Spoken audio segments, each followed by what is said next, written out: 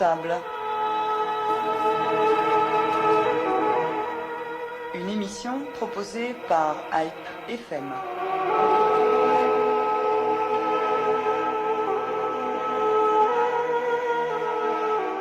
Réparation, lutte contre le négationnisme, accord de paix au Haut-Karabakh, levée du blocus de l'Arménie. Les chantiers de la cause arménienne sont, comme vous le savez, toujours aussi nombreux.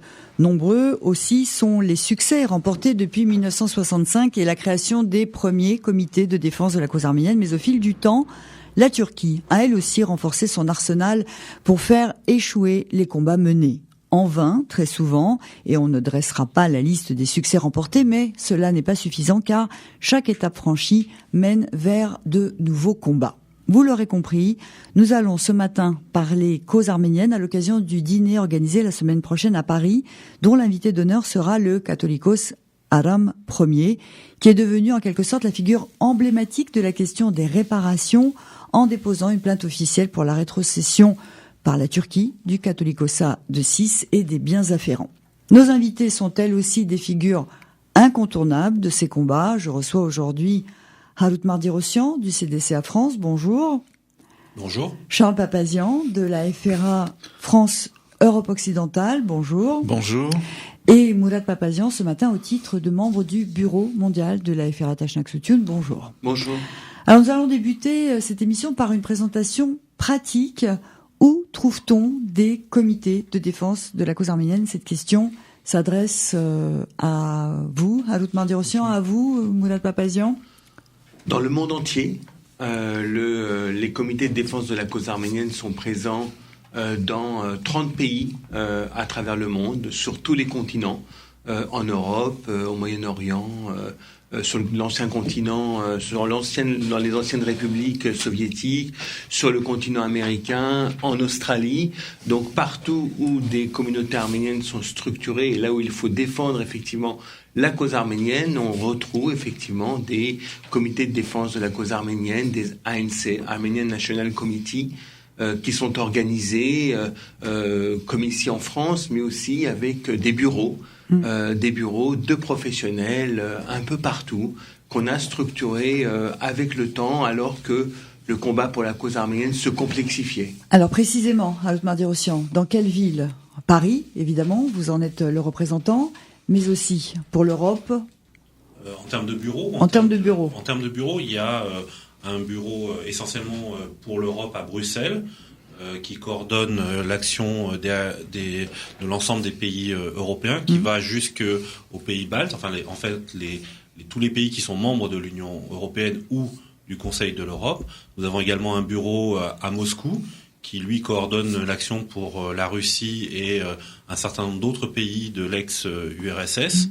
Il y a un bureau bien entendu à Washington qui est celui de l'ANCA, l'Armenian National Committee, qui vient d'ouvrir une filiale, puisqu'il y a un deuxième bureau qui est celui du Legal Center pour les réparations, qui vient d'ouvrir également à Washington. Et puis, pour coordonner cet ensemble, il y a un bureau à Yerevan qui met en œuvre la communication, l'échange d'informations entre les différents CDCA et qui coordonne, qui est un bureau de coordination qui est à Yerevan. Au-delà de ça, il existe d'autres structures qui sont des bureaux nationaux du type au Canada, en Australie, etc., ou qui dépendent, eux, des structures locales. Les bureaux que je viens d'évoquer sont ceux qui ont été mis en place par le Bureau mondial de la FRA Tachnak Soutioun. Et il en manque peut-être un au Moyen-Orient? J'ai oublié Beyrouth, bien entendu, qui lui travaille sur l'ensemble du Moyen-Orient, du Liban jusqu'aux aux Émirats Arabes Unis, l'Arabie Saoudite, etc. D'accord. Alors, avant de poursuivre, j'invite nos auditeurs à se préparer à intervenir dans cette émission. L'antenne leur sera ouverte à partir de 11h. Donc, s'ils ont des questions à poser à nos invités ce matin, qu'ils y réfléchissent dès maintenant, qu'ils prennent des notes en quelque sorte s'ils veulent se joindre à nous. Donc, ils appelleront le 01 43 53 20 74 à partir de 11h. Alors, donc, si on comprend bien, il y a les CDCA dans différents pays qui se comptent sans doute par dizaines, et des bureaux qui fédèrent les actions par région. C'est donc en quelque sorte une organisation pyramidale et qui est chapeautée. Les CDCA ont été créés à partir de 1965 Donc effectivement, c'est un congrès mondial du Tashkent Sutyun qui avait décidé de structurer l'action pour la cause arménienne en mettant en place des comités de défense de la cause arménienne, des Armenian National Committee dans le monde entier. Et puis au fur et à mesure, il a fallu renforcer ces structures-là en mettant en place des bureaux de professionnels. Et c'est avec le temps, en fait, qu'on a créé les bureaux aux États-Unis, en Moscou, en Europe, au Moyen-Orient, sur tout le continent américain, Amérique du Sud également. C'est des bureaux qui sont composés de professionnels qui travaillent au jour le jour, des équipes entières qui travaillent au jour le jour pour la cause arménienne.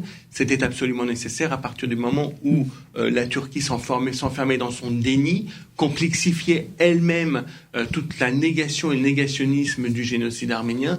Et pour aboutir, il fallait effectivement créer ces bureaux pour la cause arménienne. Mais lorsque l'Arménie est devenue indépendante également, il a fallu également que ces bureaux de la cause arménienne, les CDCA, se constituent en relais officieux de la politique étrangère de l'Arménie à travers le monde, puisque au fur et à mesure que l'Arménie créait ses ambassades, il fallait prendre ses marques. Il avait besoin que dans toutes les communautés, là où les Arméniens étaient présents depuis des décennies, en tant que nationaux du pays, il puisse y avoir un soutien stratégique. Et là encore, il est important de noter que quels qu'aient été les régimes, y compris ceux qui nous étaient farouchement opposés, les CDCA ont continué effectivement à collaborer avec les ministères des Affaires étrangères pour servir les intérêts de l'Arménie.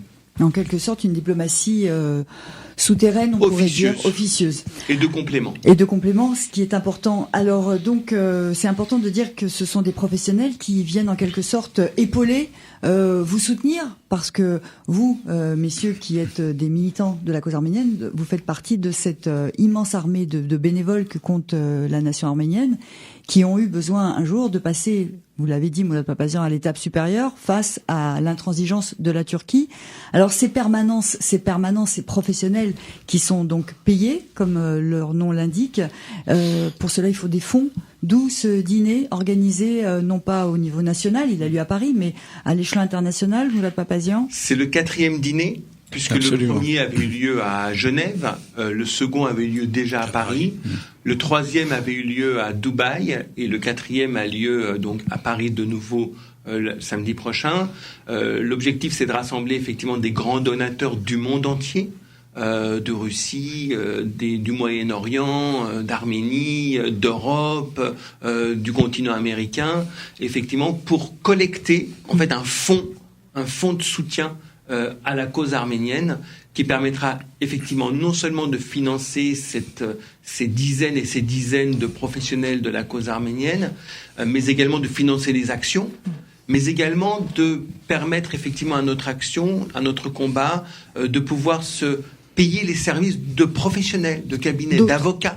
On le voit, on assiste à une judiciarisation de plus en plus de la cause arménienne. Il faut payer des cabinets d'avocats, il faut payer des conseillers, et c'est notre responsabilité que d'avoir à nos côtés des experts qui vont nous permettre de réussir nos combats. Charles Papazian. Oui, c'est tout à fait pertinent, et aujourd'hui, il faut quand même rappeler une chose fondamentale que peut-être nos auditeurs, enfin ou ceux qui vivent en France, ont de temps en temps tendance à oublier. La cause arménienne est aujourd'hui, elle l'a été au début, mais elle est de plus en plus une cause qui s'établit sur un plan mondial. Je pense qu'on a en face de nous des États. On parle de la Turquie, mais il faut pas oublier l'Azerbaïdjan, qui aujourd'hui met des masses d'argent considérables pour nuire aux Arméniens. Face à ces stratégies qui essaient véritablement encore une fois, d'éradiquer les Arméniens. Si on parle de l'Artsakh, tout le monde est au courant de ce qui se passe au Karabakh. Ces tentatives permanentes de pouvoir effectivement supprimer les Arméniens. Nous sommes là, nous n'avons pas d'État derrière nous qui nous finance. Donc c'est quelque chose d'extrêmement important. Il faut rappeler aussi que tous les fonds qui sont régulièrement collectés, et c'est bien, sont surtout collectés pour aider l'Arménie, voire le Karabakh, mais personne ne finance les actions politiques. On part du postulat que chacun doit se débrouiller et essayer de trouver des financements. Et c'est pas simple. C'est donc la raison pour laquelle aujourd'hui, face à un enjeu qui est un enjeu mondial, il faut que les Arméniens fassent aussi confiance à des organisations qui sont établies depuis effectivement des décennies au niveau mondial et qui travaillent face à des États puissants qui financent régulièrement avec des sommes d'argent qui n'ont rien à voir malheureusement avec ce que nous pouvons effectivement récolter. Mais face à ça, on fait quand même des exploits. Et on va en faire encore. Ah oui, ce que vous voulez dire, c'est qu'il est important effectivement d'organiser des collectes de fonds pour aider au développement de l'Arménie, aider au Haut-Karabakh après les combats notamment qui ont eu lieu au mois d'avril, aider bien sûr financièrement nos compatriotes de Syrie, mais cette aide humanitaire, parce que c'est une aide humanitaire au développement économique, ne doit pas faire oublier les chantiers politiques pour lesquels il faut également des fonds. Parce que les résultats qui ont été obtenus jusqu'à présent n'ont pas été obtenus sans investissement, alors en temps, en énergie évidemment, mais qu'il a fallu aussi faire appel à des professionnels comme vous le disiez tout à fait. Tout à l'heure. Il faut quand même pas oublier qu'on a maintenant un champ de travail qui est considérable, qui s'est complexifié de manière terrible, avec notamment la déstabilisation du Liban, de l'Irak, de la Syrie, là où il y avait des populations arméniennes extrêmement importantes. Il est important pour nous d'aider, dans un premier temps, bien entendu, ces populations-là à pouvoir survivre, mais face à cette déstabilisation, il est aussi important qu'au plan politique, on s'organise et qu'on puisse faire intervenir d'autres réseaux qui, aujourd'hui, ont plutôt tendance à nous regarder simplement sur le plan humanitaire. Alors on se souvient d'une parole du président turc, je ne sais plus de quel président turc il s'agissait à l'époque, pour chaque dollar que les Arméniens mettront dans la cause arménienne. Gül. C'était Abdullah Gül. Oui. Pour chaque dollar que les Arméniens mettront dans les combats de la cause arménienne, on en mettra 1000. Absolument. On est effectivement aujourd'hui toujours dans ce déséquilibre financier. C'est pour aussi essayer de... Alors on peut pas aplanir cette différence, mais comment on peut financièrement espérer combattre les actions qui sont menées par la diplomatie turque pour contrer les actions menées par les bureaux de la cause arménienne ou les militants de la cause arménienne. On n'est pas du tout dans cette concurrence, puisqu'effectivement, il aurait pu dire à chaque fois qu'ils mettront on mettra 100 millions, en vérité. Donc on n'est pas du tout dans cette concurrence financière, parce que les moyens sont incommensurables du gouvernement turc, de l'État turc. Quoique ils font face actuellement à une crise financière et économique extrêmement difficile, mais bon, ça reste quand même totalement déséquilibré. C'est pas l'objectif, quoi. C'est pas l'objectif. Nous, on a besoin, heureusement, c'est pour rassurant. les actions que nous menons, on a une stratégie, on a un plan d'action, on a des étapes, on a une phase 1, on a une phase 2, on a une phase 3. On a besoin pour ces actions d'avoir du financement qui est du financement exceptionnel, du financement d'exception. C'est du financement qui doit nous permettre de tenir 1 an, 2 ans, 3 ans, 4 ans de combat dans le monde entier, à travers, effectivement, on l'a dit tout à l'heure, la mise en place d'une structuration responsable du combat pour la cause arménienne. C'est la raison pour laquelle on fait appel à des gros donateurs. Ce qui n'empêche pas que, effectivement, on va continuer. Je crois qu'il y a un radioton bientôt qui va être organisé pour les Arméniens de Syrie. Il faut continuer également à financer le quotidien. La différence que nous avons, c'est que nous n'avons pas de financements extérieurs pour la cause arménienne. Le seul financement que nous acceptons, c'est celui du peuple arménien. C'est celui de l'ensemble des composantes du peuple arménien. Parce que nous avons fait un choix, c'est celui de mener notre combat en toute indépendance. Et nous avons refusé parfois des financements qui ont pu nous être proposés par des États. Nous les avons refusés parce que nous voulons rester indépendants, parce que notre combat est celui de l'indépendance.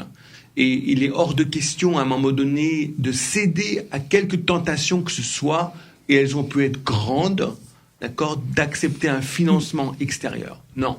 C'est la raison pour laquelle, c'est vrai, nous sollicitons beaucoup les Arméniens à travers le monde, mais c'est la garantie de notre succès. Et c'est important de le souligner.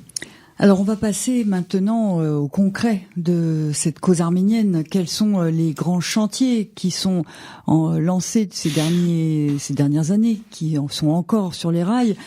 Jusqu'à présent, on était axé sur la reconnaissance du génocide. Vous disiez, Charles Papazian, à l'instant, que c'est pas des combats nationaux qui sont menés, c'est des combats internationaux, mais ça a toujours été le cas. La reconnaissance du génocide, c'était le combat qui animait l'ensemble des CDCA du monde entier. Il y avait une cause pan-arménienne. Aujourd'hui, on est passé à l'étape suivante, celle des réparations. Je le disais en préambule, l'invité d'honneur de ce dîner, Aram Ier, a en quelque sorte posé cette question comme une priorité de la cause arménienne lors de la conférence Arménie Diaspora qui avait précédé le centenaire. Il en avait Il avait posé les bases de ce qui constitue aujourd'hui aussi votre priorité. Comment axe-t-on le combat pour les réparations avec un interlocuteur qui est dans le déni, Raoult Mardy-Rossian? À qui on s'adresse pour demander réparation? D'abord, on s'adresse à la communauté internationale. C'est-à-dire qu'on a notre vision, c'est que la question des réparations est avant tout une question politique. Elle n'est pas juste une question judiciaire, elle n'est pas juste une question morale, elle n'est pas juste une question politique, mais elle a une priorité politique qui est que cette question fait partie intégrante des revendications du peuple arménien qui, au travers de veulent à la fois que le crime qui a été commis soit reconnu, mais également que les descendants et les victimes ce crime soit réparé et trouvent justice à travers cette réparation du crime qui a été commis. Donc, pas financièrement, vous voulez dire, pas en priorité, pas seulement financièrement, mais moralement, financièrement, territorialement, sur un certain nombre de points. Donc là-dessus. Donc le premier point, c'est qu'il faut faire un travail de pédagogie pour expliquer c'est quoi les réparations, c'est qu'est-ce qu'on entend, qu'est-ce qu'on veut, à qui on les demande, etc. Après, il y a une méthode qui a été mise en place et après, on se dote d'outils. C'est ce que j'ai évoqué tout à l'heure avec la création du Legal Center pour les réparations qui est aux États-Unis, qui va être un outil, mais c'est pas le seul, dans ce combat pour les réparations.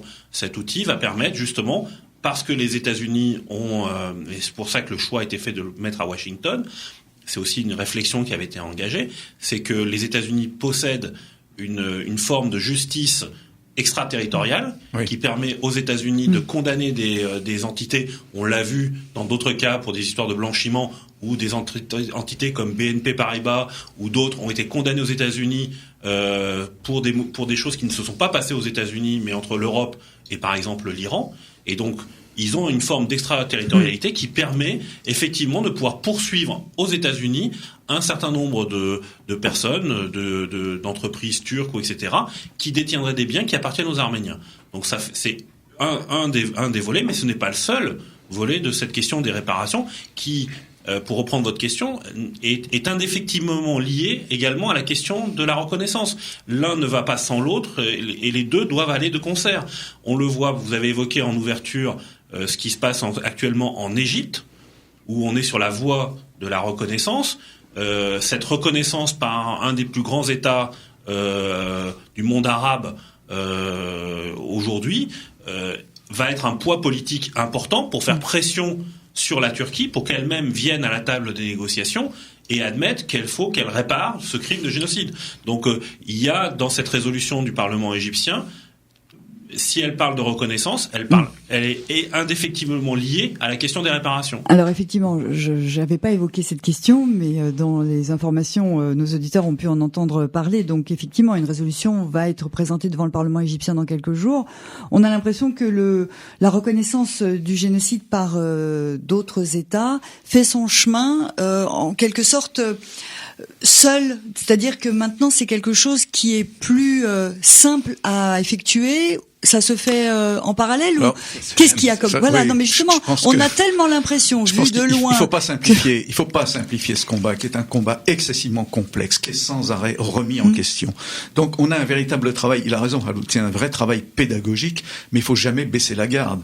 Je pense que effectivement c'est très bien qu'un certain nombre de pays, on a eu le Bundestag aussi qui s'est quand même prononcé de manière absolument claire. Mais la reconnaissance du génocide, pour ce qui nous concerne, où on essaie d'être un peu à l'avant-garde, et il est évident que l'objectif que l'on essaie effectivement de servir aujourd'hui, c'est d'avoir une Arménie forte, qui soit indépendante, et en même temps une diaspora qui soit active et qui soit mobilisée.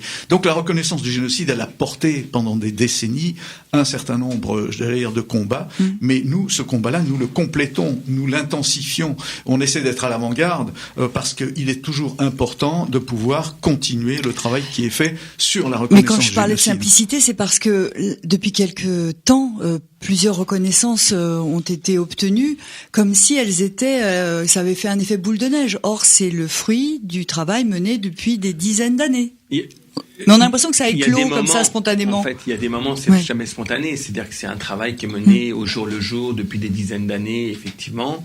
Et puis il y a un moment où les circonstances font que le travail qui a été mené trouve ses résultats. En fait, il y a une rencontre entre le travail et les résultats, le contexte dans un pays qui devient de plus en plus mûr, la conviction qui s'est affirmée, les partenaires qui se sont rassemblés, l'opinion publique qui a mûri effectivement à un moment donné. Et donc c'est le cas d'Égypte, par exemple, qui a beaucoup évolué ces dernières années, ça n'a échappé à personne, mais d'autres États également. Par exemple, l'Allemagne, le Bundestag, la résolution du Bundestag, c'est un travail, mais depuis 25 ans, à peu près. On continue dans un rapport de force totalement inégal, puisqu'il y a plusieurs millions de Turcs en Allemagne et quelques dizaines de milliers d'Arméniens. Et donc, à un moment donné, effectivement, l'action mûrit. Mais si l'action n'avait pas été intense pendant ces dizaines d'années, eh bien, la maturité n'aurait pas accouché effectivement de ce résultat-là. C'est important de le souligner, parce que c'est justement la pression, parce que c'est justement l'action permanente. Et il faut avoir du souffle, et il faut avoir le souffle long, il faut avoir les convictions chevillées au corps pour mener des actions pendant des années et des années sans résultat. Et à un moment donné, c'est grâce effectivement à la structuration, l'organisation qui a été mise en place avec des objectifs précis à atteindre, qui fait qu'on atteint les résultats. Alors je vais donner aussi l'exemple de ce qui s'est passé il y a quelques jours en Suède pour illustrer vos propos. Un responsable associatif turc a comparu devant la justice suédoise pour avoir appelé au meurtre des Arméniens lors d'un rassemblement public. La vidéo où on le voit crier à mort ces chiens d'Arméniens avait été diffusée par la télévision suédoise, et ce sont des associations suédoises qui ont porté plainte en premier. On a l'impression que le travail de sensibilisation, de pédagogie est tel que aujourd'hui, ce ne sont plus les Arméniens qui ont besoin de se défendre, et que ce sont d'autres qui arrivent à leur tendre la main et à agir en premier. Mais ça aussi, c'est le fruit d'un travail en sous-main. Harout Mardirosyan. En travaillant en sous-main, sans doute. Nous avons un Haïtad en Suède qui est très actif. Qui travaille beaucoup sur ces questions-là, sur cette question de s'entourer au niveau des Haïtad, de communiquer, en tous les cas d'avoir des soutiens qui dépassent le cadre arménien. C'est pas une question qui est là aussi nouvelle, c'est un travail de conviction et de permanence. Je rappelle que dans les années 2000, quand il s'est agi de mener un combat contre les négationnistes, et notamment le consul de Turquie ou le Quid, le CDCA en France s'était entouré de l'Union des étudiants juifs, de la LICRA, de la Ligue des droits de l'homme. Donc on avait là aussi fait un travail de conviction, et pour étendre. Donc ce qui se fait là aux États-Unis quand il s'agit de parler de la question arménienne, nos camarades aux États-Unis travaillent en main dans la main avec les associations qui défendent le Darfour, qui défendent, etc. Ils font appel à des gens comme Georges Clooney. N'hésite pas à travailler avec des gens qui sont médiatiquement sur le devant de la scène pour permettre de faire avancer la cause arménienne. Donc ça fait partie j'allais pas dire d'une tactique ou d'une stratégie, mais c'est si on veut pouvoir gagner des combats, il faut que nous arrivions à convaincre le plus large. Et il faut que nous ayons donc des relais qui aillent au-delà de notre simple communauté. Et donc c'est pour ça qu'il faut aussi et c'est pour ça que dans les Haïtad, on s'intéresse non seulement à notre cause, mais également à la cause des autres, et que nous sommes ouverts aux autres, et que nous ne sommes pas enfermés dans un discours qui est un discours centré sur notre propre malheur, sur notre propre chose, mais que nous sommes des gens du monde, et que dans ce cadre-là, nous nous intéressons à ce qui se passe dans le monde. Mais malgré tout, c'est plus simple aujourd'hui quand même de recevoir des soutiens d'autres associations. Oui. Alors, c'était pas le cas il y a quelques années. Les Arméniens étaient seuls à défendre leur cause. Je vais revenir à des notions un peu plus larges, si vous permettez. Je crois qu'aujourd'hui, la cause arménienne, si on prend quelques références, qui sont des références clés, le combat qui a été mené pour la reconnaissance au Parlement européen, qui a abouti après des décennies de travail, 1987. Entre 87 et aujourd'hui, il y a eu des vicissitudes, il y a eu des hauts, il y a eu des bas. Et aujourd'hui, ce qui est très important de rappeler, c'est que le combat politique, c'est un combat qui va continuer. Pourquoi ? Parce que les hommes politiques, ils sont élus. ils partent. Il y a des nouveaux qui arrivent. Et ce travail permanent de resensibilisation des gens doit être mené, j'allais dire, c'est pas parce que vous avez gagné un combat une fois, on l'a vu en 87, que 10 ans après, le Parlement européen avait quasiment oublié cette résolution. Il a fallu repartir à l'attaque. Donc, il y a un vrai travail qui se fait à plusieurs niveaux. Il y a bien sûr le bénévolat, vous l'avez rappelé. Aujourd'hui, on parle de quoi? On parle de professionnalisme et de compétences. Parce que là aussi, il faut avoir des gens qui puissent travailler dans la durée et qui ne soient pas uniquement des bénévoles qui, de temps en temps, vont partir parce que le bénévole, c'est comme tout le monde, il se fatigue, il en faut d'autres, etc. Donc, cette notion de professionnalisme, cette notion de permanence, cette notion aussi de combativité, de ténacité, on ne peut l'avoir qu'à travers un réseau mondial organisé grâce, effectivement, à des permanents. Donc, je voulais revenir quand même sur cette notion-là parce que ce que vous mentionnez, effectivement, que de temps en temps, il y a des organisations autres qu'arméniennes qui se mobilisent, oui, mais elles se mobilisent aussi parce que nous sommes actifs, nous sommes présents et nous sommes effectivement dans la continuité. Mais malgré tout, la cause arménienne a acquis un capital sympathie au fil du temps qui est indéniable et aujourd'hui vous avez sans doute dans vos rencontres plus de facilité pour recueillir les soutiens.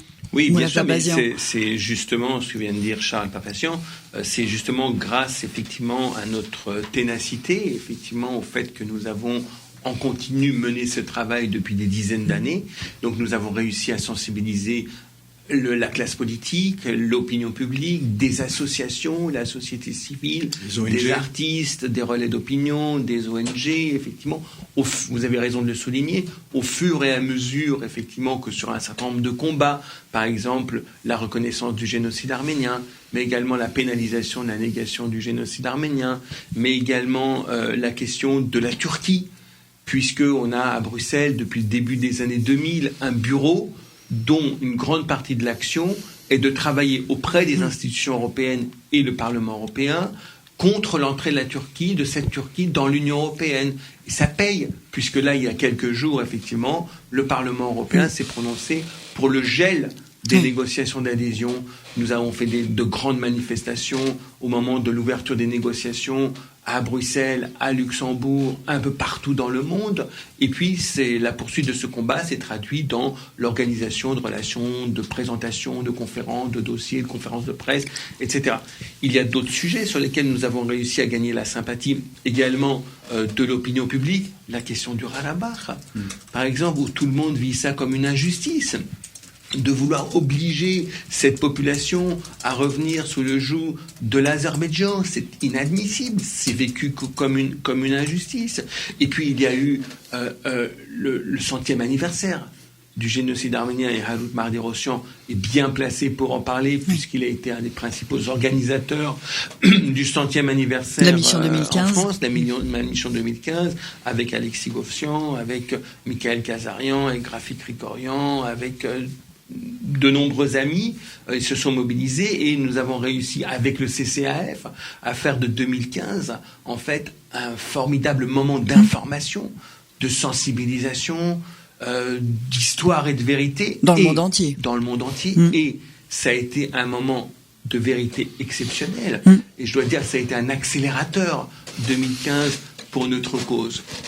Et donc du coup, effectivement, toutes ces associations, toutes ces ONG, la société civile, l'opinion publique a été extrêmement sensibilisée. Il y a évidemment un avant 2015 et un après 2015, sans aucun doute possible. Alors, il est certain qu'il existe un avant et un après pour la sensibilisation de l'opinion publique internationale, mais pour vous, pour nous, pour vous, les acteurs principaux de la cause arménienne, on a cessé de dire... Et après 2015, ça aura été une année exceptionnelle. Le centenaire permettra de braquer les projecteurs sur les Arméniens, sur la question du génocide. Et après, quelle est l'étape suivante? Je le disais en préambule, chaque combat remporté a ouvert la voie à une nouvelle étape, un nouveau combat. On est passé de la reconnaissance à la question des réparations et la lutte contre le négationnisme. Ce sont aujourd'hui les deux voies parallèles. Est-ce qu'on peut faire un distinguo entre les deux? Comment ça fonctionne maintenant? Comment sont lancés, menés les chantiers? Moi je crois que il faut pas faire. Malheureusement, ça a été beaucoup. Nous avons contribué à ça, à faire de 2015 un espèce de point d'orgue. Le tournant. Alors, je ne sais pas. Justement, je pense que 2015 était un moment effectivement très important. Pour moi, très c'est un important. tremplin. Voilà. Mais nous ne l'avons jamais considéré comme une fin en soi, bien au contraire.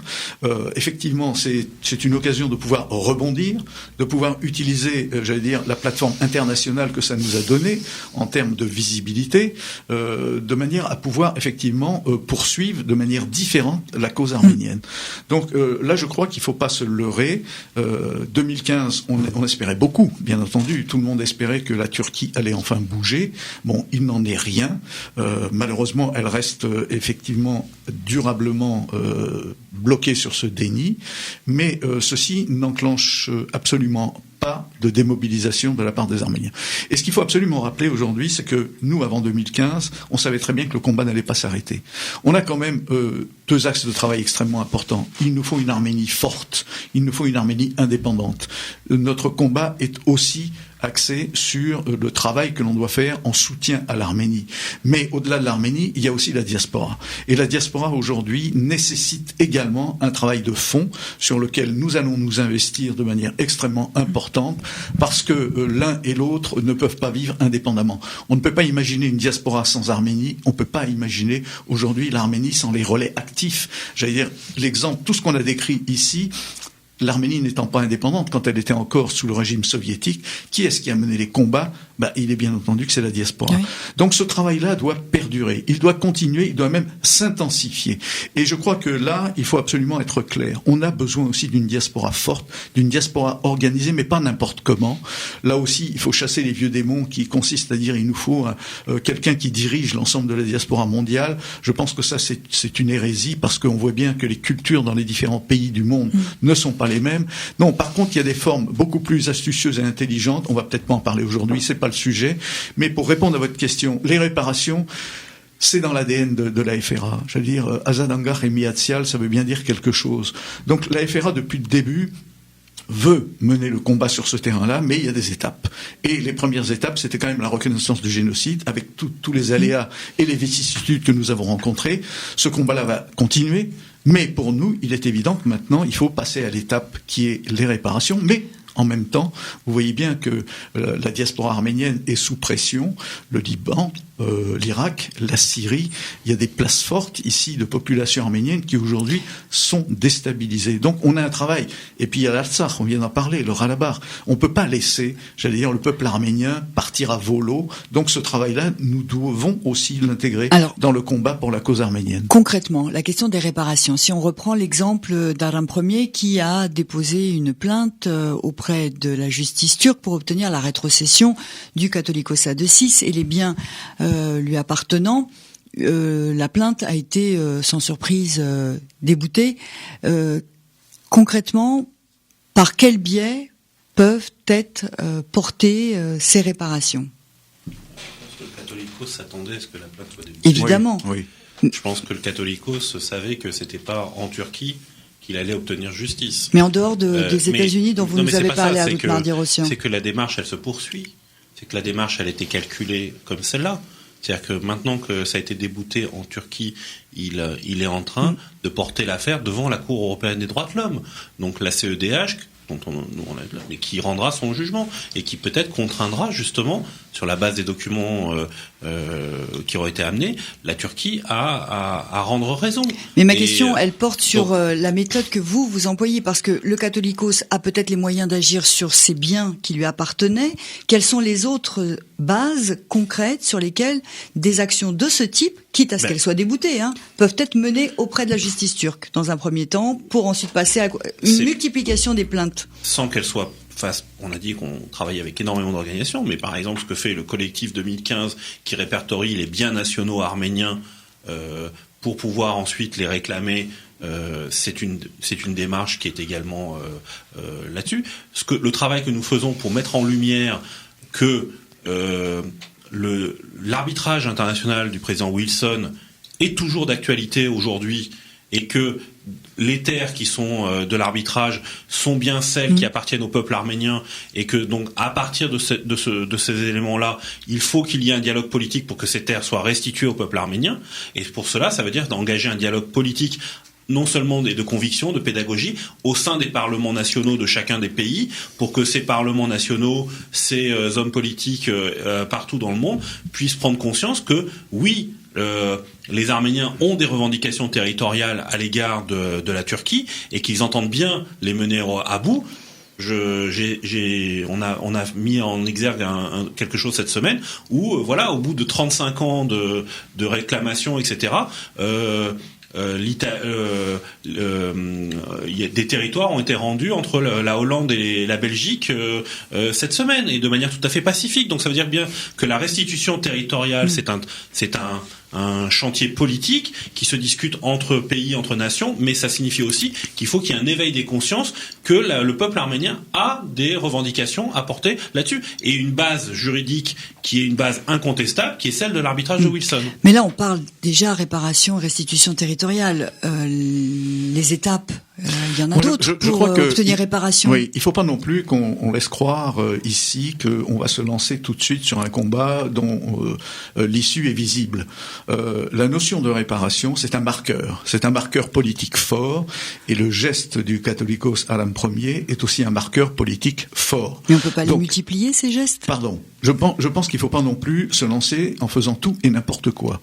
C'est un sujet extrêmement complexe. C'est un sujet qui est difficile. C'est une des raisons, Khalout l'a rappelé, pour laquelle on est en train de mettre en place un organisme Legacy qui est en train de se mettre en place avec des participants au niveau international aux États-Unis. C'est un travail complexe de professionnels, et c'est un travail, j'allais dire, qui ne peut pas être confié simplement à des bénévoles. On rentre là véritablement dans une nouvelle phase, qui est une phase qui va nécessiter des compétences. Donc il faut monter des structures de compétences, et on ne peut plus travailler de la même manière. Donc la notion de réparation, c'est une notion qui va durer. De la même manière que malheureusement la reconnaissance du génocide perdure, et elle va encore continuer. Je pense que les réparations, on est parti, il ne faut pas annoncer n'importe quoi, on est parti sur 40 ans, 50 ans de travail. Et ce qu'explique Khalout, de temps en temps, on aura peut-être des bonnes nouvelles, mais c'est aussi un travail de fond, c'est un travail complexe, et c'est un travail qui ne peut être mené que par des professionnels. Donc ce que vous voulez dire, c'est que... Juste pour illustrer, pour l'instant, les gens, quand on les rencontrait il y a encore temps, ils nous disaient mais qu'est-ce que vous voulez ? Qu'est-ce que vous réclamez ? Un des travaux qu'on a mené depuis maintenant 3-4 ans, c'est de pouvoir un peu clarifier déjà, et que on soit capable de dire voilà ce qu'on veut. C'est-à-dire qu'on sait qu'on veut les biens nationaux, on veut le territoire de l'arbitrage de Wilson, on veut des réparations morales, ce que j'appelle moi, ce que nous appelons en France les conditions du dialogue politique, c'est-à-dire que pour pouvoir dialoguer et rétablir la confiance entre les partis, qu'on comprenne que les gens avec qui on discute ne sont pas là pour essayer de trouver un échappatoire, il faut qu'il y ait un certain nombre de gestes qui soient accomplis. Ces gestes, ça peut être enlever les rues qui portent le nom de Talat ou des trucs, réhabiliter les victimes du 24 avril, réhabiliter les soldats arméniens. Enfin, il y a des gestes qui peuvent être des marqueurs du fait que la contrepartie politique est prête à discuter sur le fond d'autres choses avec nous. Donc ces questions-là sont été maintenant, on est capable, nous, quand on nous pose la question au niveau des hommes politiques que nous rencontrons, mais vous voulez quoi, etc. On est capable d'expliquer ce qu'on veut là-dessus. On est en train d'affiner maintenant les choses. Et après, il faut pas, comme le dit Charles, il faut pas se jeter la tête en avant et faire n'importe quoi.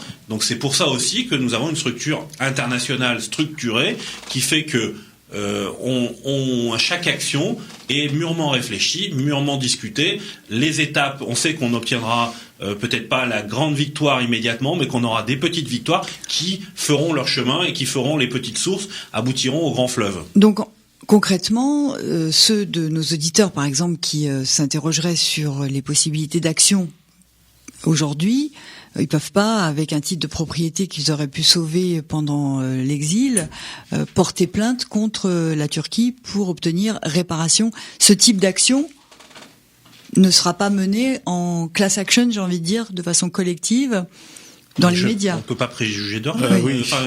Mais c'est pas une Le Legal Center a été je créé il y a compare 3 avec mois. l'action menée par le Catholicos. C'est pour ça. D'accord, mais le Legal Center a été créé depuis 3 mois, depuis septembre, et il a été créé pour cela. Donc laissons-lui juste un peu de temps pour que les class actions puissent se mettre en place, etc.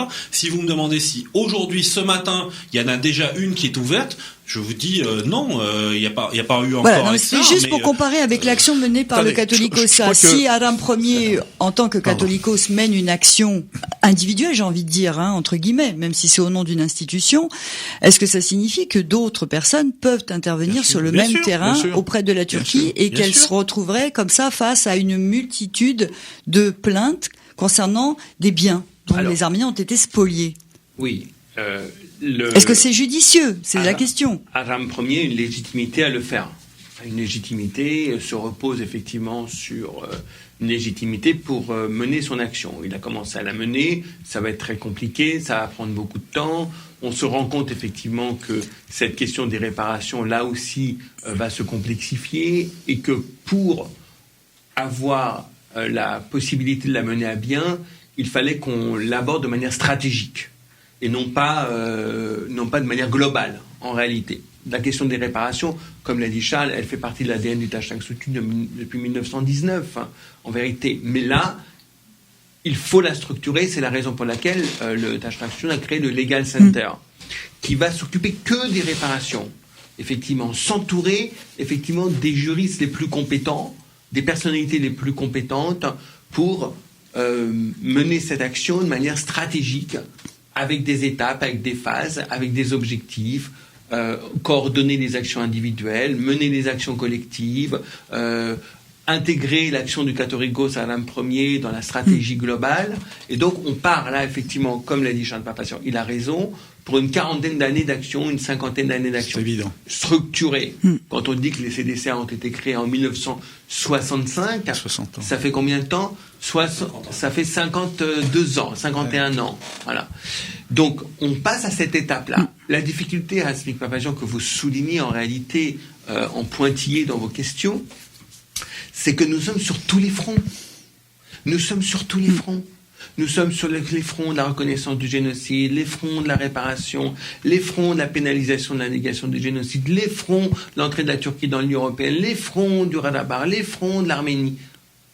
À un moment donné, on a besoin, effectivement, de structurer ce combat, de définir les priorités, mais comme tout est prioritaire, à un moment donné, on a la Syrie, on a tout ça, comme tout est prioritaire, on doit structurer, organiser et financer.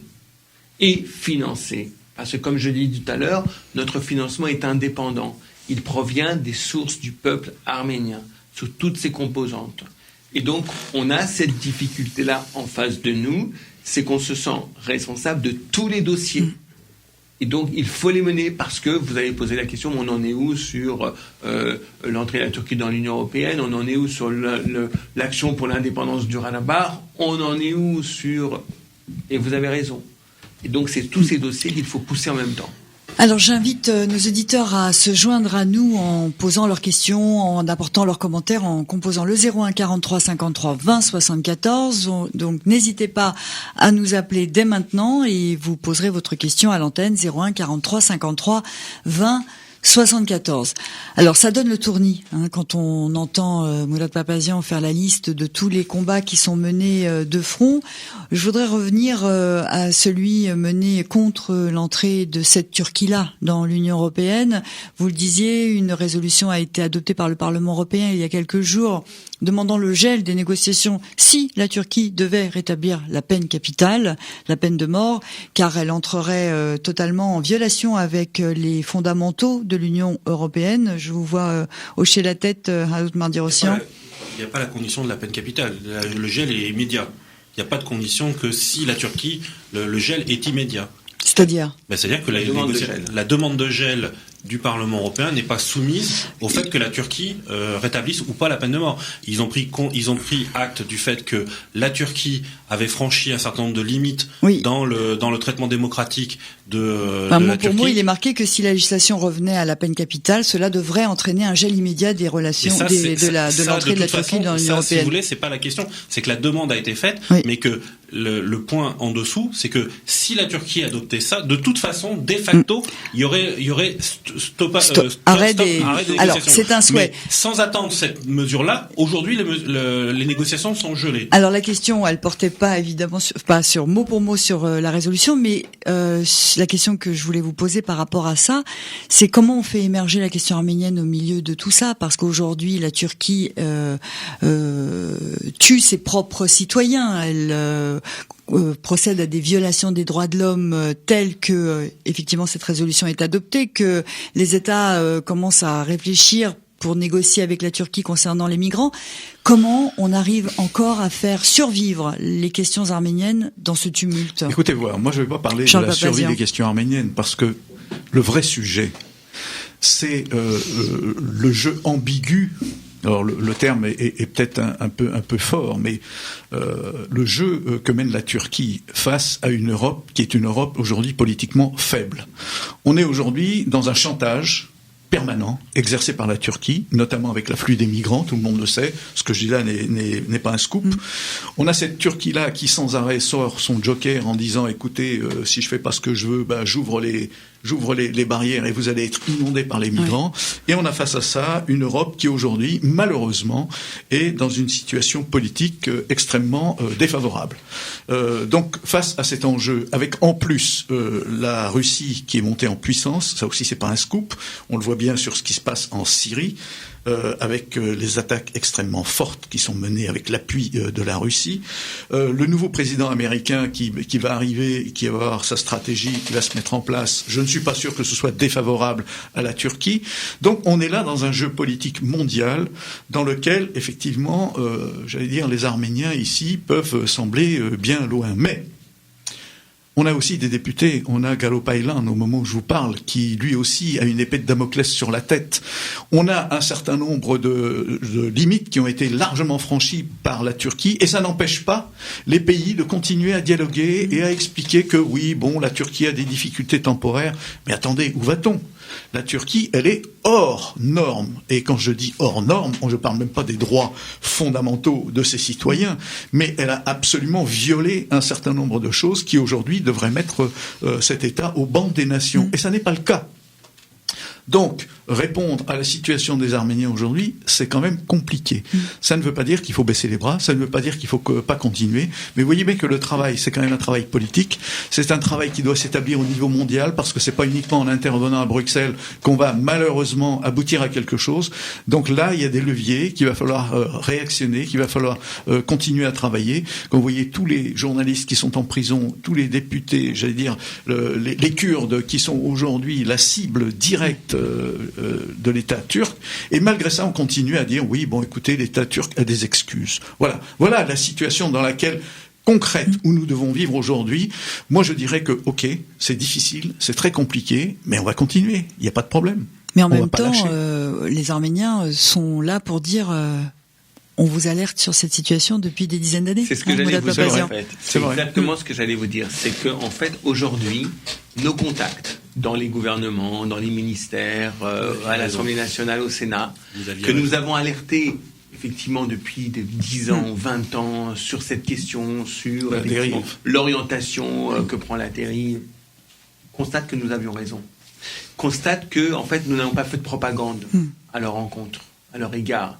Constate que nous avions les bonnes informations, la bonne analyse, les bons contacts sur place qui nous permettaient effectivement de faire cette analyse et de prévenir et de les prévenir qu'effectivement avec la Turquie il n'y a pas de partenariat possible pour ces États-là. On l'a vu depuis ces 15 dernières années, y compris un des alliés les plus fiables de la Turquie, des États-Unis, ont été interdits à un moment donné de survoler le territoire dans le conflit moyen-oriental. Et donc aujourd'hui, ils nous considèrent comme un partenaire fiable. Des experts, un partenaire fiable, parce que nous connaissons la Turquie, parce que nous avons vécu avec les Turcs, parce que nous nous sommes combattus et que nous connaissons leurs ressorts. Voilà. Et d'aujourd'hui, nous avons effectivement acquis cette crédibilité à travers toute notre diversité. C'est-à-dire à travers les dirigeants, les militants, à travers les experts, à travers les historiens que nous avons, à travers les journalistes, à travers toute la diversité du monde arménien, en fait, se retrouve comme un seul homme dans la juste analyse, effectivement, du danger turc. Quand Charles disait tout à l'heure, un partenaire ambigu, il disait c'est faible, j'allais dire, s'il dit c'est un peu fort, j'allais dire c'est un peu faible. C'est-à-dire que dire de la Turquie que c'est un partenaire, je pense que vous vouliez dire l'inverse, ambigu, c'est un peu faible en vérité. Oui. Donc voilà. Donc j'ai expliqué ensuite qu'elle devait être mise Oui. au banc des nations. Oui. Voilà. Harold Mardirosyan, vous Oui. l'aviez bien dit. C'est-à-dire que moi je me souviens, on était avec Moulad et Charles en 2004 à Bruxelles, sur les plateaux au moment des sommets européens qui avaient décidé de l'ouverture des négociations d'adhésion, et on avait dit, vous ne pouvez pas leur faire confiance, vous devez être fort pour exiger d'eux un certain nombre de préalables, un certain nombre de conditions à remplir, dont la reconnaissance de Chypre, dont le génocide arménien, dont les Kurdes, le droit des minorités. Vous devez asseoir un certain nombre de choses. Et à l'époque, on disait on a quand même ouvert les négociations, etc. Mais le fait que nous ayons maintenu cette pression depuis 2004, on est 12 ans plus tard, nous ayons maintenu cette pression qui tous les ans, tous les mois, tous les trimestres, on a remis cette question sur le devant de la scène. Et à chaque fois, on a utilisé, parce que là aussi, c'est le jeu de la diplomatie, de la politique. C'est pas nous qui avons poussé. Monsieur Erdogan a emprisonné des milliers de personnes. C'est pas nous qui l'avons poussé à interdire des journaux et des radios. Il l'a fait. Et donc, mais nous, à chaque fois, nous sommes là pour rappeler que voilà la conception, voilà les gens avec qui vous voulez travailler, voilà ce régime avec lequel vous continuez à vouloir avoir des négociations. Tant que vous ne serez pas fort et que vous n'aurez pas des exigences fortes à leur égard, y compris les questions des minorités, y compris les questions arméniennes, nous ne pouvons pas accepter cette Turquie dans l'Europe. En fait, nous avions une divergence de fond à l'époque avec l'Union européenne, c'est que nous leur disions il faut que la Turquie respecte un certain nombre de conditions avant d'ouvrir les négociations. Et l'Union européenne disait non, ouvrons les négociations et ça encouragera la Turquie à respecter ces conditions-là. Et on a eu un long débat, effectivement, à ce moment-là, effectivement, dans les années 2002, 2003, 2004, 2005, avec l'Union européenne, justement, pour que l'Union européenne soit plus contraignante et qu'on arrive à un résultat, effectivement, pouvoir peser sur l'avenir de la Turquie. Il faut dire que nous avions raison et que les Européens se sont totalement trompés. C'est-à-dire que l'idée était d'aider le peuple turc en ouvrant les négociations, à l'aider à ce que si les frontières s'ouvraient, il y aurait peut-être plus de démocratie et que l'on pourrait ensuite changer les dirigeants. C'est la question d'accompagner l'évolution d'une société. Parce qu'en fait, en 2004, le régime d'Erdogan qui est arrivé en 2002 n'était pas celui d'aujourd'hui. Exact. En vérité. Islamiste modéré. Et en fait, il disait, ça va leur permettre de rentrer en contact, effectivement, travailler avec nos experts, ouvrir des chapitres, s'ouvrir au monde. De s'ouvrir au monde, etc. On leur disait non. En vérité, c'est sous la contrainte qu'ils doivent changer. Et on se rend compte aujourd'hui que la crainte qu'ils avaient s'est réalisée. C'est-à-dire qu'on a en Turquie le pire régime entre 20e et 21e siècle, le pire, enfin, à part un des pires. Un des pires, à part celui de Talat et des jeunes Turcs. Et puis d'autres aussi, malheureusement, sur la planète. Mais le pire aujourd'hui des régimes turcs, celui de l'extrémisme, du radicalisme, du racisme, un président qui est capable de mettre son pays en l'air comme il est en train de le mettre, son peuple en l'air comme il est en train de le mettre, de se priver de tous les réseaux, médias, économies, sociaux, etc. Il est en train lui-même de mettre son pays à genoux. Alors justement, cette Turquie-là, qui, vous le disiez tout à l'heure, est en crise aussi sur le plan économique, qui s'affaiblit sur la scène internationale, c'est le moment ou jamais de porter les stockades, j'ai envie de dire, même si on en est loin. Est-ce qu'on peut aussi profiter de la situation telle qu'elle est? Écoutez, pour le partenaire de toujours qu'est l'Azerbaïdjan, pour le conflit du Karabakh. Je voulais en venir aussi à cette question-là.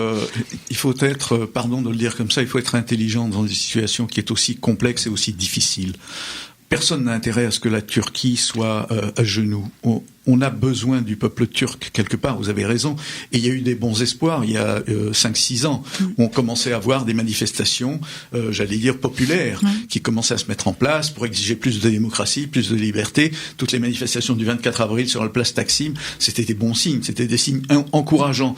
Donc on ne peut pas aujourd'hui, et je crois qu'il faut absolument être très vigilant, il faut dissocier les gouvernants et principalement entre le président Oui. et puis le peuple. J'allais dire, on ne peut pas vouloir aujourd'hui que la Turquie soit à genoux. C'est une hérésie quelque part. Il faut, de toute façon, dans les décennies à venir, il faudra que les Arméniens et les Turcs, entre autres, puissent à nouveau se parler et établir des relations. Donc, j'allais dire, il ne faut pas caricaturer les choses. C'est une situation qui est difficile. C'est une situation qui est complexe. Et il est vrai qu'aujourd'hui, le président Erdogan est en train de mener son pays dans un cul-de-sac et on ne sait pas très bien ce qui va se passer. Bon, donc ceci est un fait. On ne peut pas continuer à dire c'est le moment de porter les stockades. Pardon, c'est ridicule. On n'est pas dans ce schéma-là. Aux autorités, évidemment. On n'est pas dans ce schéma-là, et je crois que les difficultés qui sont aujourd'hui celles de la Turquie, il faut bien entendu, on les approuve pas. On peut éventuellement les comprendre, mais nous, notre objectif, c'est de continuer à faire en sorte que le combat, notamment pour les minorités, pour les Arméniens, ce combat-là, on puisse le continuer. J'aurais dit, il faut accélérer. À un moment donné, c'est vrai, dans l'histoire, il y a des moments qui sont plus opportuns que d'autres. Et en fait, c'est ce que vous vouliez dire, je pense. C'est le moment, aujourd'hui, d'accélérer dans notre combat pour la cause arménienne, sur tous les fronts que nous avons évoqués. Et nous allons le faire. Nous allons accélérer, effectivement, dans le monde entier. En fait, sur tous les fronts, nous allons accélérer. Et la collecte de fonds que nous organisons samedi prochain va nous permettre de le faire, puisque l'objectif, c'est plusieurs millions de dollars.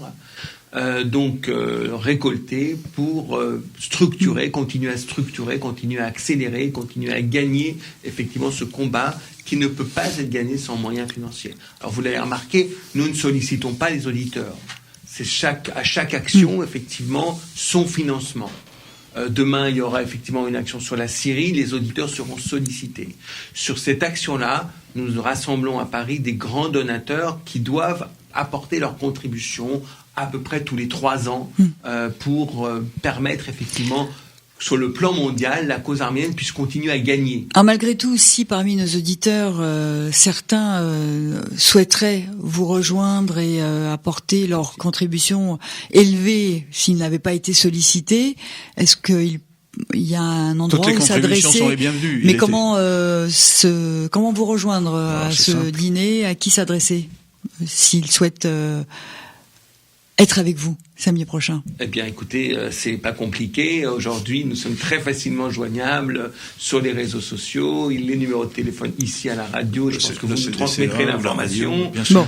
Donc très bien. Donc, s'il y a parmi nos auditeurs des grands donateurs qui souhaiteraient être de ce dîner la semaine prochaine qui aura lieu à Paris, ils sont les bienvenus. Donc, ils peuvent appeler l'antenne d'APFM ou bien vous retrouver sur les réseaux sociaux, sur la page Facebook du CDCA. Ou tout simplement, ils appellent le CDCA au 01 44 83 07 02, 01 44 83 07 02, et ils auront tous les renseignements. Alors, je rappelle à nos auditeurs qu'ils peuvent se joindre à nous, poser des questions, apporter leurs commentaires en appelant le 01 43 53 20 74. Là, c'est le téléphone pour passer à l'antenne, 01 43 53 20 74. Alors, on a parlé de la Turquie, on a évoqué rapidement Galopaylan.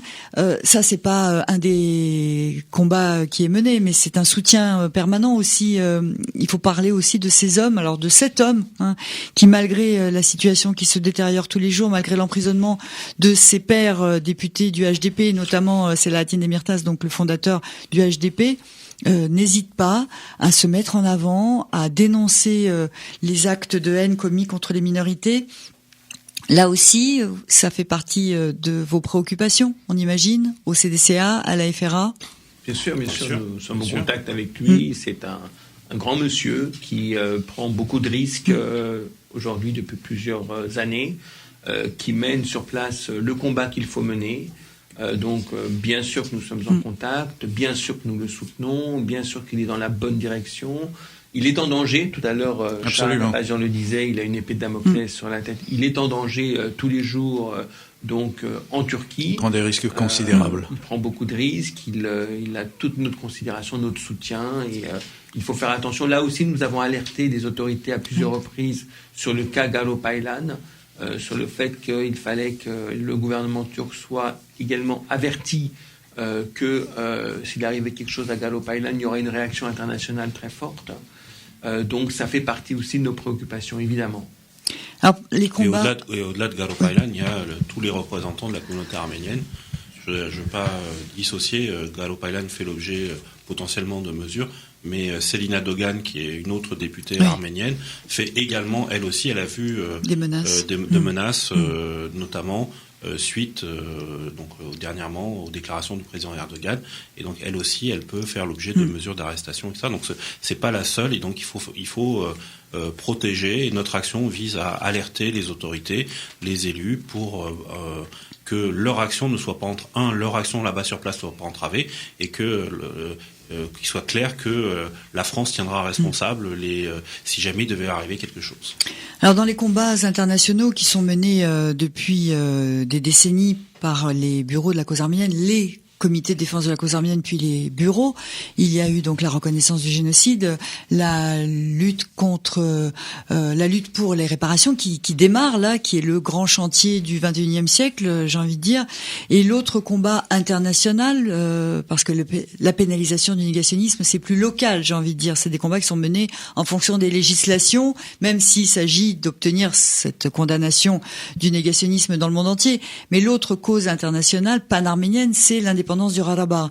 Alors, vous disiez pour la Turquie, vos interlocuteurs vous disent, vous aviez raison. On comprend maintenant que ce que vous nous disiez n'était pas partisan, que c'était une vision juste. Pour le Haut-Karabakh, comment vous arrivez là aussi à faire entendre le combat, la justesse du combat pour l'indépendance, Harut Mardirosyan? Moi, je dirais juste d'abord que la justesse, elle se fait déjà parce qu'on a mis les moyens sur les endroits où les décisions se travaillent. C'est pas innocent qu'il y ait des bureaux dans les pays qui sont coprésidents du groupe de Minsk, que ce soit à Moscou, que ce soit à Washington, que ce soit en France et à Bruxelles, où les décisions se prennent, et donc où il y a un travail là encore de pédagogie, etc. Et pour répondre très clairement à votre question, aujourd'hui, la plupart de nos interlocuteurs ont parfaitement pris en compte la dimension du droit du peuple du Karabakh à l'autodétermination. Maintenant, la question n'est plus de savoir s'il faut que le peuple du Karabakh ait droit à l'autodétermination, c'est comment convaincre l'État azéri qui est arc-bouté sur une position extrémiste, comment le convaincre qu'il faut qu'il modifie sa position. On n'en est plus à est-ce que c'est juste ou c'est pas juste. On en est à maintenant comment faire en sorte de faire que Aliyev se modifie sa position. Et donc nous émettons, il faut jouer sur beaucoup de plateaux, mais notamment il faut pouvoir à un moment donné le sanctionner, il faut pouvoir avoir un discours là aussi ferme et ne pas en permanence et céder en se disant que si je cède un petit peu, il me le rendra différemment. On voit bien que c'est quelqu'un qui n'est pas dans cette dimension-là. Sauf que l'Azerbaïdjan, contrairement à la Turquie, n'a jamais bénéficié de soutien en Europe. Les dirigeants européens. Ah bon? Non, mais de la part des dirigeants européens, on n'a jamais considéré l'Azerbaïdjan comme un pays qui pouvait évoluer en point de vue démocratique, contrairement à la volonté de faire adhérer la Turquie à l'Union européenne. C'est par rapport à ça que je compare. Dans ce sens-là, non. Dans ce sens-là, il y a beaucoup de sympathie, bien sûr, puisque l'Azerbaïdjan a développé une stratégie extérieure de la corruption et du soutien financier à un certain nombre d'institutions des plus honorables. Et donc a réussi à gagner la sympathie d'un certain nombre de milieux. Oui, vous voulez dire c'est pire. Des milieux culturels, c'est pire des milieux d'affaires, donc c'est plus insidieux. Et donc l'Azerbaïdjan bénéficie d'une audience, a même exploité l'UEFA, a même exploité le Louvre, a même exploité un certain nombre de... Mais tout le monde sait que c'est un État totalitaire, alors comment c'est possible? Tout le monde sait aujourd'hui tout le monde le dit même. Tout le monde sait aujourd'hui aussi que la revendication arménienne est légitime. Que effectivement tout le monde connaît l'histoire dans les milieux politiques et diplomatiques des instances internationales. Tout le monde sait que le Karabakh appartient aux Arméniens. Tout le monde sait ce qui s'est passé dans l'histoire du mouvement du Karabakh. Et aujourd'hui, comme l'a dit Harut très justement, il y a un problème à régler. C'est-à-dire qu'il y a un problème à régler sur lequel la communauté internationale bute depuis 1994, avec l'adoption des principes de Madrid qui sont totalement contradictoires et ineptes, aujourd'hui pas du tout adaptés à la situation, qui mettent sur le même plan la question de l'intangibilité des frontières et du droit à l'autodétermination. Et donc, à un moment donné, il y a des chocs qui persistent. Et c'est la raison pour laquelle, d'ailleurs, Aliyev, qui a très bien compris ça, met tout en œuvre pour, à un moment donné, tenter de récupérer le Haut-Karabakh par les armes, par la guerre, par la force. Et c'est la raison principale du surarmement de l'Azerbaïdjan depuis plusieurs années. C'est la raison principale pour laquelle le budget de l'armée d'Azerbaïdjan équivaut au budget total de l'Arménie et est même supérieur au budget total de l'Arménie. C'est qu'à un moment donné, effectivement, l'Azerbaïdjan entamera la grande guerre. Il y aura le grand moment de l'Azerbaïdjan, la grande offensive sur le Haut-Karabakh qui, malheureusement, pourrait être la bonne à un moment donné. Là aussi, il est important que nous ayons de la puissance, que nous augmentions le volume sur le Haut-Karabakh, là encore par anticipation, là encore pour montrer qu'on a raison sur ce sujet-là et contraindre la communauté internationale à un moment de mettre son exigence au bon curseur, de mettre le curseur au niveau de l'exigence. C'est-à-dire qu'à un moment donné, si le gouvernement azéri, le président Aliyev, continue de refuser les plans de paix qui lui sont proposés, et notamment peut-être demain le plan de paix français, eh bien il faudra que la communauté arménienne, de manière unanime, salue l'indépendance du Haut-Karabakh. Alors, avant de donner la parole à Harut Mardirosyan pour poursuivre sur cette question, nous allons prendre un auditeur en ligne. Allô, c'est à vous. Bonjour. Allô. Bonjour, c'est à vous. Bonjour. Je souhaiterais poser une question, s'il vous plaît, à vos invités. Dans le cadre de ces campagnes de collecte pour faire appel aux donateurs et aux généreux donateurs, ne pensez-vous pas que les institutions arméniennes devraient professionnaliser ce cadre afin de créer une structure et employer des personnes, donc de salarier des personnes, de manière à dynamiser les revendications arméniennes et de manière plus générale de créer une structure à la manière du Fonds arménien de France. Je vous remercie par avance de vos réponses. Merci pour votre appel et pour cette question. Donc l'idée est de professionnaliser les collectes, si j'ai bien compris la question de cet auditeur, donc de mettre en place une structure pour collecter des fonds pour financer les structures qui, elles, s'occupent de la cause arménienne. Évidemment. Bien sûr, et dans chaque structure d'ailleurs, il y a ce système-là. Par exemple, à Washington, c'est la collecte permanente. Il y a un système qui a été mis en place, c'est la collecte permanente, et tous les jours, il y a des dizaines et voire des centaines de chèques qui arrivent à Washington, par exemple. Les prélèvements permanents. Pour les bureaux de Bruxelles, c'est pareil, etc. Mais ce n'est pas suffisant. Oui. Mais ce n'est pas suffisant. Mais ça existe déjà. Ça existe déjà. On peut améliorer, bien sûr, toujours. On peut, donner plus de force et de professionnalisme. Probablement, l'auditeur a raison. Mais là, on est dans une démarche où ça ne suffit plus, en fait. Et on doit faire appel aux grands donateurs, aux généreux donateurs avec lesquels on a des contacts individuels, personnels, en face à face, pour les convaincre, effectivement, de faire de gros dons.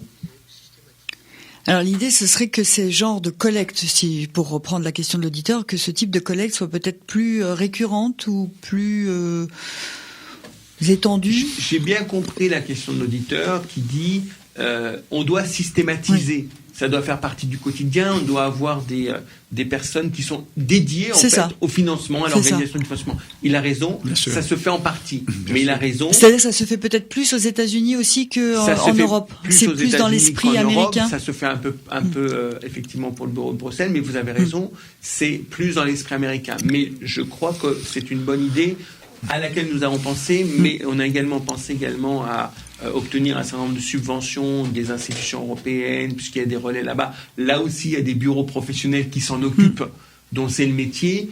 Et donc, on est aujourd'hui totalement dans cette logique-là. Sur cette question-là, Charles Papazian, parce que je voulais donner la parole à Harut Mardirosyan pour la question du Haut-Karabakh ensuite. Il n'y a pas de souci. Il est évident qu'il faut absolument professionnaliser et mieux canaliser les collectes d'argent.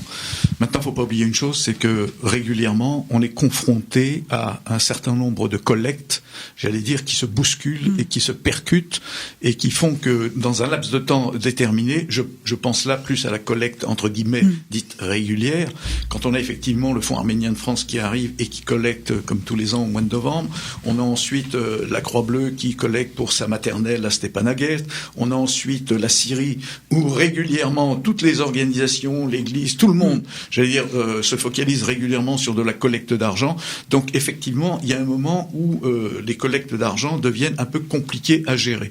Donc là, nous, on parle simplement d'une action ciblée, qu'on organise de manière, régulière, mais tous les 3 ans. Et là, on est véritablement dans un process international. Donc oui, il a raison l'auditeur. De toute façon, il faut qu'on réfléchisse à une forme entre guillemets de professionnalisation. Mais même au Fonds arménien de France, il y a beaucoup de bénévoles qui travaillent de manière à ce que cette collecte aboutisse. Et c'est tant mieux. Essentiellement. Et c'est une bonne démarche. Donc ce que je veux dire par là, c'est que il faut aussi qu'on soit vigilant à ça. Mais Moulad a rappelé une autre chose qui est aussi importante, c'est que nous souhaitons être indépendants. Ça aussi, ça nécessite quelque part une autre forme d'organisation. Mais bon, le combat pour la cause arménienne va continuer à nécessiter beaucoup d'argent. Quand on voit le Fonds arménien de France, et c'est très bien ce qu'ils font, mais ils le font pour des projets, que ce soit au Ralabar, que ce soit en Arménie, etc. Nous, qu'est-ce qu'on fait ? On veut collecter de l'argent pour des actions politiques. Et là, culturellement, les gens sont pas encore habitués à donner spontanément, parce que toujours, il y a, mais où va l'argent ? Qui le collecte ? À quoi ça sert ? Dites-nous ce que vous en faites, etc. Et là, ça devient très compliqué, parce que vous comprenez bien que les actions politiques, elles sont malheureusement pas pour mettre en place une laiterie, pour réparer une route, etc. C'est beaucoup plus compliqué. Et là aussi, il faut être vigilant à l'art et la manière dont on fonctionne. Mais vous pourriez peut-être concrétiser un petit peu pour nos auditeurs. La cause arménienne, ça passe par des billets de train, des billets d'avion, des nuits d'hôtel, vous savez, quand on a organisé en 2004, des dîners, des repas. À Bruxelles, ça a coûté des sommes d'argent considérables. Bon, et personne ne s'est ému de savoir comment on avait trouvé le financement. Louer des salles pour des meetings, amener de la sono, des camions, etc. Quand on déplace des spécialistes, on les amène d'un pays, on les amène à Bruxelles, etc. Là aussi, ce sont des frais qui sont des frais excessivement importants.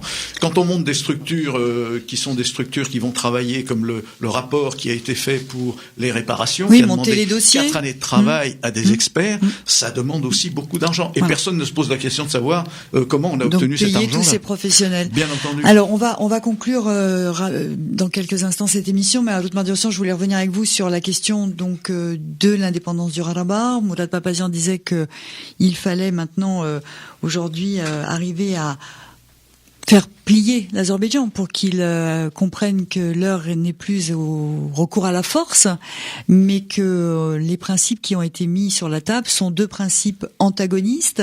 Serge Sarkissian disait il y a quelques jours que les 2 principes n'étaient pas opposés, que l'Arménie était tout à fait d'accord avec l'intégrité territoriale de l'Azerbaïdjan, que ce n'était pas un souci. L'indépendance du Ralabar ne met pas en péril l'intégrité territoriale de l'Azerbaïdjan. C'est-à-dire que sur le plan administratif, malgré tout, même si nous ne reconnaissons pas que l'Azerbaïdjan fasse partie des frontières, que le Ralabar fasse partie des frontières de l'Azerbaïdjan, aujourd'hui la communauté internationale reconnaît administrativement le Ralabar comme faisant partie des frontières de l'Azerbaïdjan. Comme république autonome, comme ex-république autonome. Donc il y a quand même quelque chose.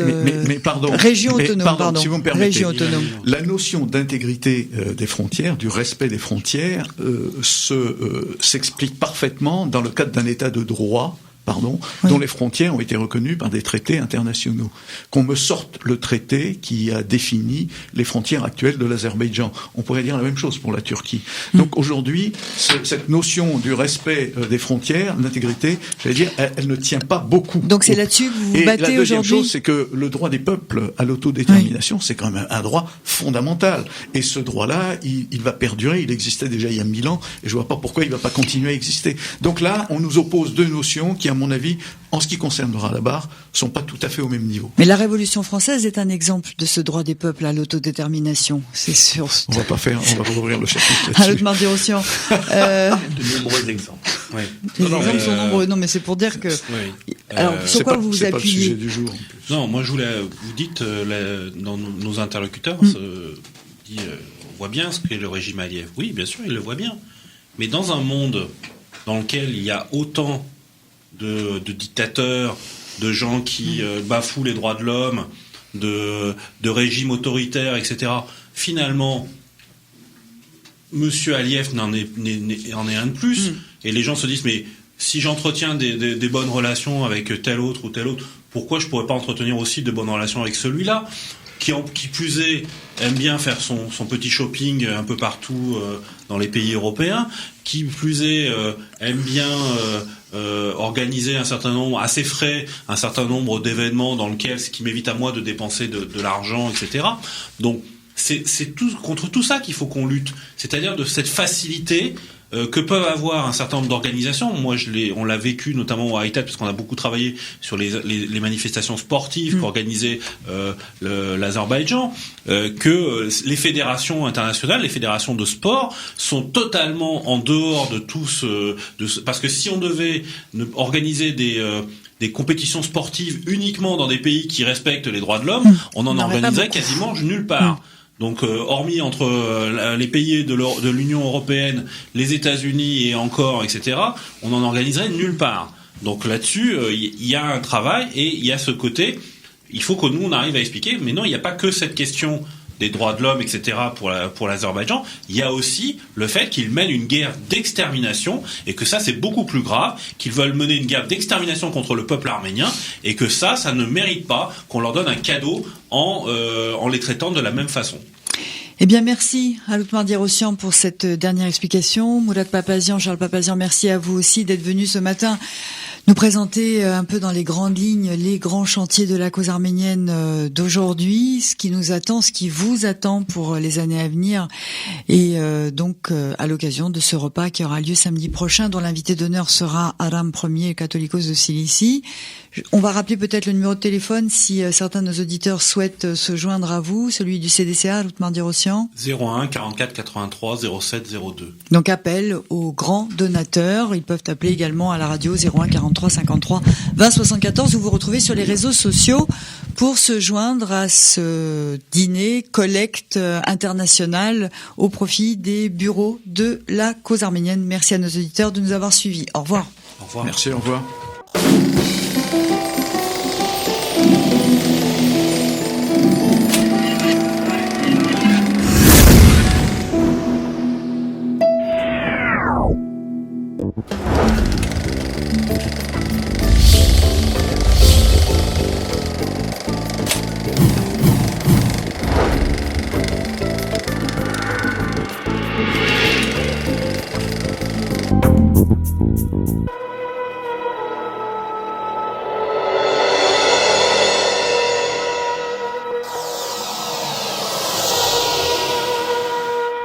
Carte sur table.